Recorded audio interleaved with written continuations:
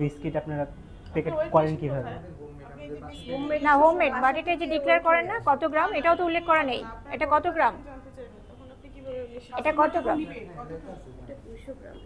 আপনি লিখেছেন কিন্তু আপনার লেখাটা তো আপনার অথেন্টিসিটি না, লেখা তো প্রমাণ না। না না না, লেখাটা তো আপনি একটা স্টিকার। যখন জানতে চাইবে যে আপনি যে আমাকে 200 গ্রাম দিয়েছেন, এটা আমি কনফার্ম হতে চাই, আপনি কি দিয়ে কনফার্ম মানে এখানে রেখে ওইটা ওনাদেরকে দেখাই দেওয়ার জন্য। বেশি এই যে আপনি দেখেন, দেখিয়ে দিয়ে রেখেছেন যে 200 টাকা, তো আপনি সেটার অনুযায়ী আপনি তো 100 দেখিয়ে দেওয়ার পাশাপাশি আপনাকে কন্টেনারে এটা মেনশন করতে হবে। এটা প্যাকেজ কমোডিটিস রুলস এর অনুযায়ী এটা নিয়ম, যে আপনার আইনে বলা আছে যে আপনাকে প্রোডাক্টের নাম, আপনার ম্যানুফ্যাকচারের নাম, উৎপাদন তারিখ, মেয়াদ উত্তীর্ণের তারিখ, ব্যাচ নম্বর এবং নেট ওজন এবং সর্বোচ্চ খুচরা বিক্রয় মূল্য, এগুলো আপনাকে প্রোডাক্টের গায়ে লেভেল আকারে মেনশন করতে হবে। মানে বি স্টেজে একটা দেওয়া থাকে, একটা হ্যাঁ, এটা আপনাকে মেনশন করতে হবে। যার কারণে আপনি কিন্তু ওজন কতটুকু, প্রাইস সল্টেড, সবই লাগে। আপনি যেটা করেছেন সল্টেড বাটার কুকিজ, এগুলোও কিন্তু লিখতে হয়। এটা কিন্তু আপনার আলাদা স্টিকার। এটা আপনি, এটা মুভেবল, এটা আপনি অন্য জায়গায় রাখলে কিন্তু এটা প্রোডাক্টটাকে আইডেন্টিফাই করে না।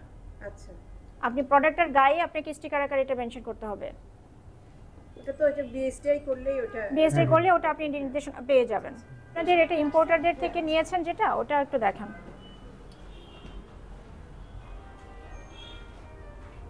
এটা কি কনসেন্ট্রেটটা আপনারা সার্ভ করেন নাকি এটা ডাইলিউট করে নেন? ডাইলুট করব। সিরাপে বললো যে বিশেষ করে নিচে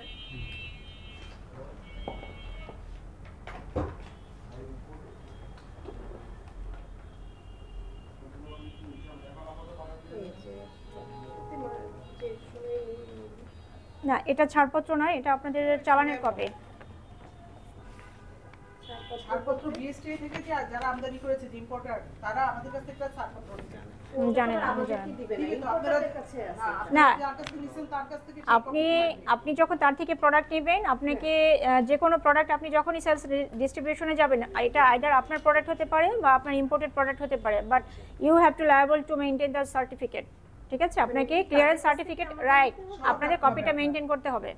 এটা তো জানি না, মর্নিং জানি যে মানে একদম নাম্বার 1 ওটা তো রাখবেন, তারপর যেগুলো আমাদের ম্যান্ডেটরি মর্নিং নাম্বার ব্র্যান্ড 1, ঠিক আছে, কিন্তু যারা আপনাদেরকে এটা প্রোভাইড করতেছে তাদের থেকে আপনার বিএসএর ছাড়পত্রটা মেইনটেইন করতে হবে। আর যেটা আপনি নিজে ম্যানুফ্যাকচার করছেন, এটার জন্য আপনাকে লাইসেন্সটা নিতে হবে। আচ্ছা, বিএসটিআই বিএসটির লাইসেন্স নিতে হবে। আপনি আপনার ফোনে bst.gov.bd তে যাবেন, ওখানে বাধ্যতামূলক পণ্যের তালিকা আছে, 299টা পণ্যের তালিকা আছে। তার মধ্যে আপনার ফ্রুট জুস, আপনার cake, biscuit, cookies, white bread, coffee, ice cream, আপনার এখানে যতটুকু প্রোডাক্ট আছে এই প্রোডাক্টগুলো আমাদের ম্যান্ডেটরি প্রোডাক্ট। এটা আপনি লাইসেন্স ছাড়া আপনি যখন এটা সেলস ডিস্ট্রিবিউশনে যাবেন তখন এটা আইনত দণ্ডনীয় অপরাধ।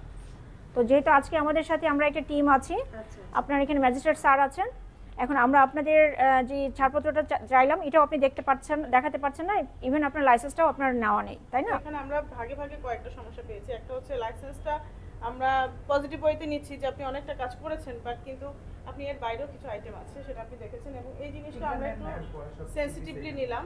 আচ্ছা, এই বিষয়টা আমরা একটু সেনসিটিভ ওয়েতে নিলাম, কারণ ফুড আইটেমের ব্যাপারে আমরা কোনো ছাড় দিব না। যেহেতু এখন রমজান মাস, মানুষ সারাদিন না খেয়ে থাকে, এই সময় যদি একটু ফুড আইটেম নিয়ে যদি কোনো রকম ফুড পয়জনিং হয়, কোনো কিছু হয়, এটা দায়িত্ব কিন্তু আমাদের সবাইকে নিতে হবে।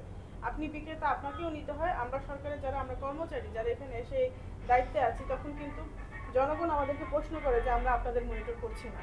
তো এই বিষয়টা আমরা একটু সিরিয়াসলি নিলাম। আপনি কেকের এখানেও কোথায়, আপনি কবে তৈরি করেছেন, কি প্রোডাক্ট, এই বিষয়ে কোনো স্পষ্টতা নাই।